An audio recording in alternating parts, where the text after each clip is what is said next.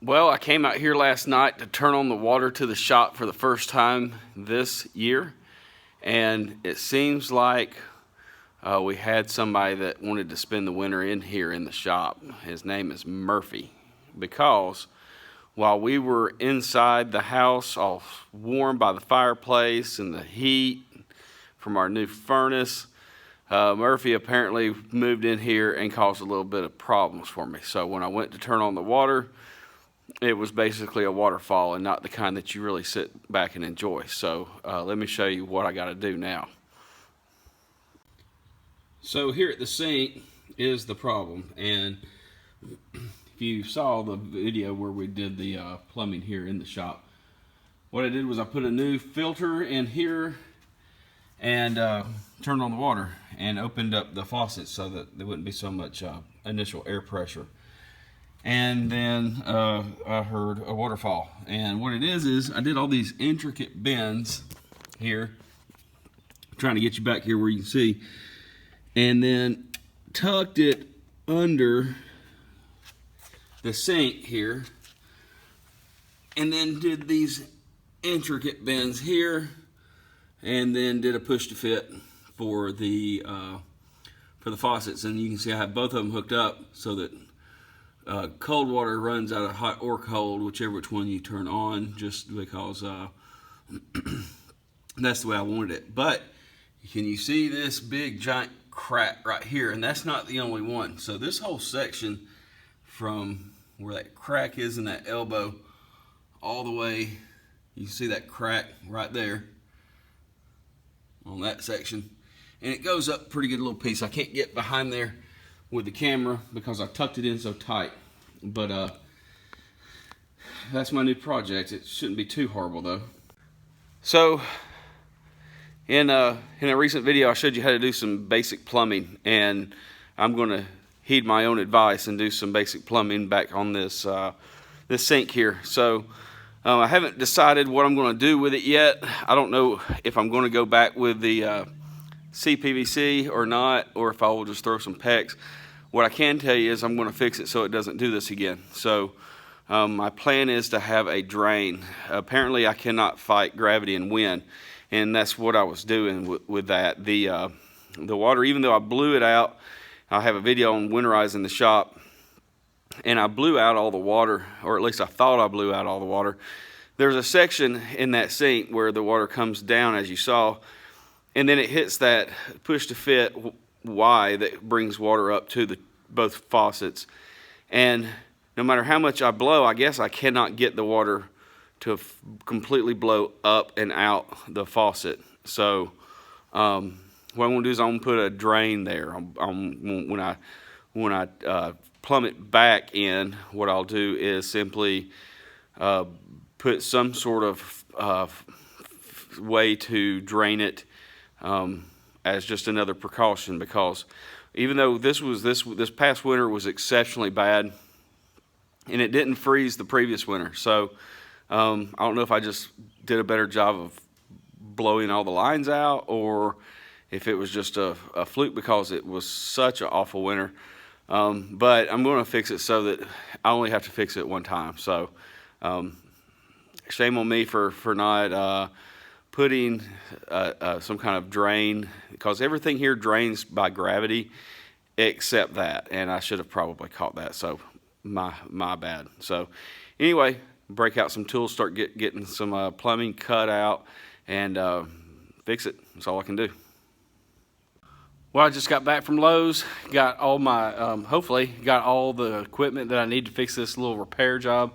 And I cut out the portion that was, that had busted. And I tell you what, it was my piece that I was most proud of. Isn't that just how it goes? But anyway, I got it cut out, and now I gotta fix it. So last time I went for pretty, this time I'm going for functional. Pretty looked real nice, but it didn't last long. So this is going to be totally functional. I don't really care. It's the shop. I was basically just kind of playing with this CPVC, seeing how tight I could get it when I installed it the first time. And this time it's going to be just a kind of a get her done type deal. So let me show you what I got and what happened. So this is the offending piece right here, and almost all of it's busted. You can see this big crack here, busted here. I mean, this thing is just all tore up, all the way up here.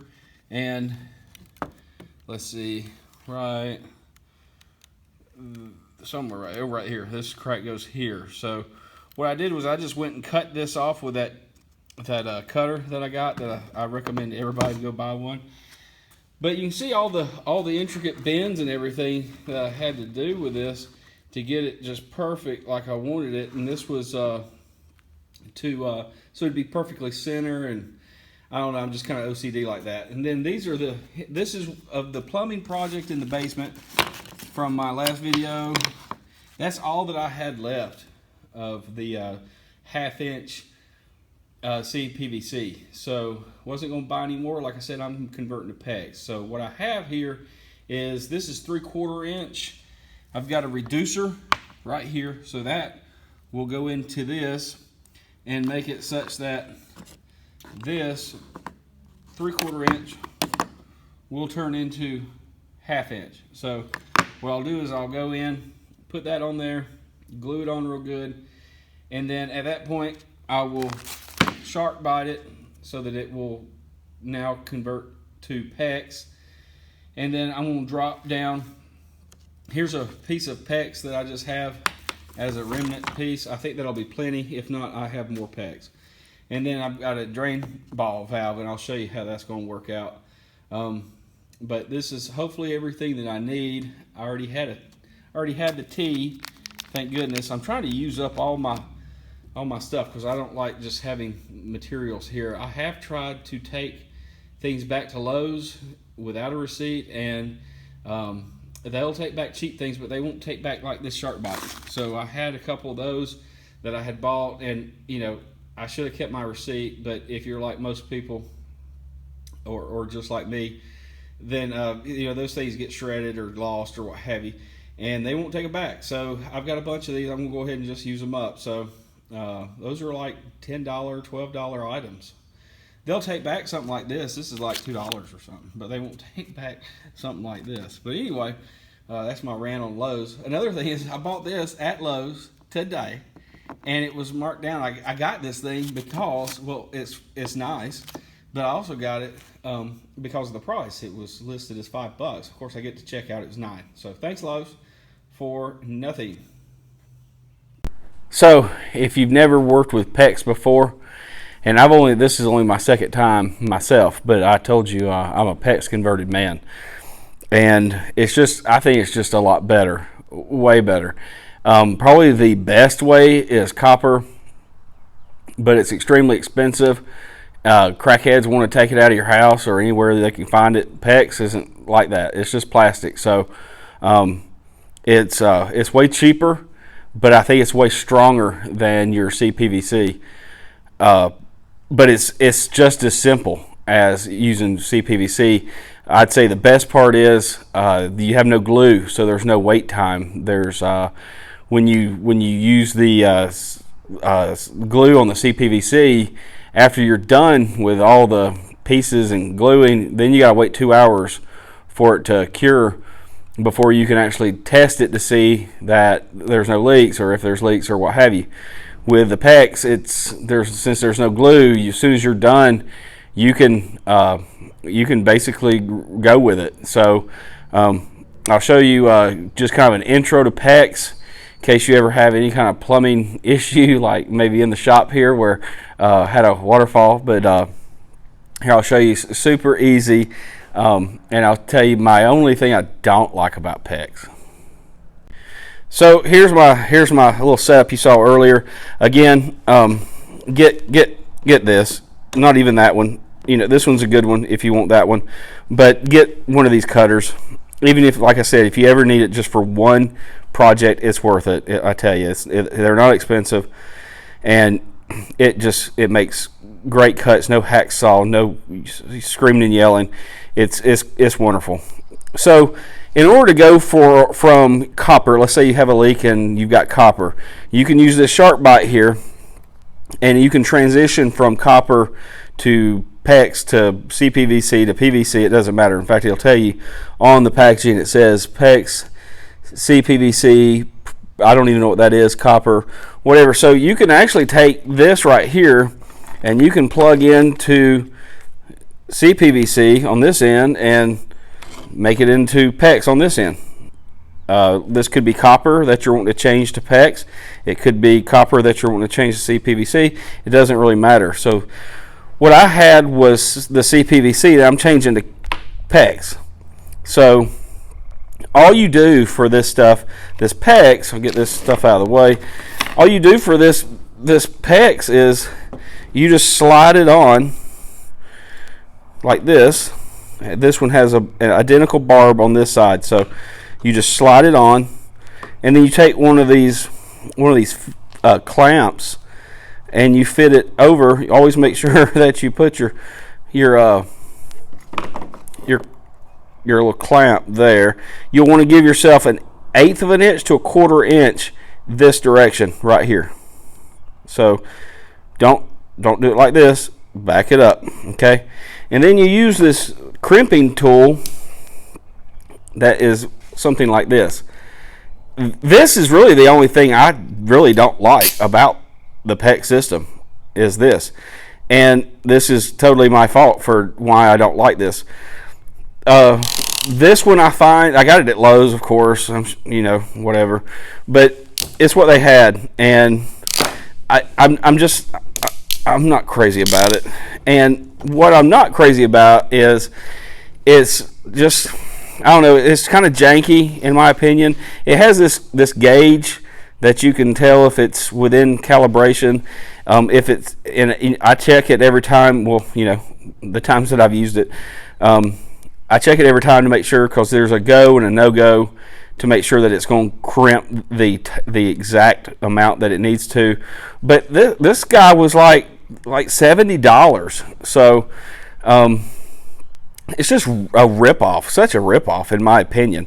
That thing is, I don't know, it works, it does its job, but you can go on like Amazon. I found out later after the fact, you can go on Amazon and get a much better, nicer tool for at least the same amount of money or less. So that would be my recommendation to you. All right, well, that job's done. I am glad too. Everything went together pretty well. The PEX is really nice. Again, you can do just like I was showing you with the CPVC, where you kind of piece it together, what they call dry fit. Make sure it's exactly like you like it before you go ahead and clamp them down, because once you clamp them, they're there forever. So I'm going to show you what I did. It's a little bit extreme, but I don't want to ever have to fix this problem again. So let me show you kind of what I did to resolve this problem, hopefully forever. Hey, look, I didn't do anything. I'm just playing. I did a lot. So if you look here, that's where I did my transition. You'll see that sharp bite piece right there. And that's where I transition. You can see it there. That's where I transition from the CPVC yellowish material to the white PEX. And then from down here, I'll get down in the floor again, show you what all took place under here. So this is my new solution. What I've done is I've taken the straight piece that you saw from up top, come straight down, and then it basically pigtails into this ball valve. So end of the year, I can drain whatever water is here. Like I said, I was fighting gravity and I lost. So if you look up here, this is all kind of crazy, but like I said, I was going for function, not beauty this time. This drains, I don't know how well you can see it, but this will drain down. This obviously drains down here. This will come off here, drain here. This is downward sloping here to here. Of course, this obviously slopes down, and then it comes to the ball valve. So when I'm ready to empty, I'll blow out the lines with air, just like I always do, but I will also open this valve right here, and everything's pressurized. So I haven't even tried her out. Yep. So this will guarantee me that nothing as far as the sink will freeze. Now, whether it freezes somewhere else, after last winter, it was so god awful harsh winter. If it's not going to, I thought that was wet, but it's not. It's just cold. It's dry. Everything's dry. If it didn't bust after last winter, then I don't guess it ever will. So, kind of a harsh bit to put on this shark bite here with the angle, but I just wanted a guarantee, and it doesn't leak. And I put a clamp here, so this is secure, so it won't ever flex any more than it is or less. That's exactly how it's going to stay. And you can get a little better look here. I also got some flex going on that shark bite there, but I think that's just the pecs wanting, it'll straighten out. It should get a little less with that, because this will actually, this can move a hair, but like I said, it's all under pressure, so I ain't gonna force anything, and it's dry. So I will say that this is another accomplished chore that just kind of crept up out of nowhere. So what can you do after work? Well, you can fix a small leak in your shop. You can make 2 trips to Lowe's. That's what it took. It cost me $20 for everything. I had the pecs, so that stuff's real cheap. This took I already had the shark bite coupling, so that would be another $10 for that. The pecs is, it's like maybe a $1 a foot, something to that extent, and I used probably maybe 3 feet total. But I have just a box. It's just a box that is my plumbing box, and I keep it all in just your like Lowe's bags or what have you in different sizes. So I have a 1/2 inch bag, I have a 3/4 inch bag, and then I have odds and ends that are not in a bag that's in the bottom. So I always have some supplies on hand just in case I have to do something on the fly. But of course, I had to make 2 trips to Lowe's, so I guess shame on me. But it's just, that's the way it always works with me. I mean, I could be fixing one thing that requires one part, and somehow I'll make 3 trips to Lowe's. So that's just apparently how I roll. Anyway, I'm pretty nasty from crawling around on that floor, and I got to get a shower and get ready for another glorious day tomorrow. I hope that this little introduction into PEX, like I said, I've only used it twice, but it's idiot proof. As you can see, I can do it.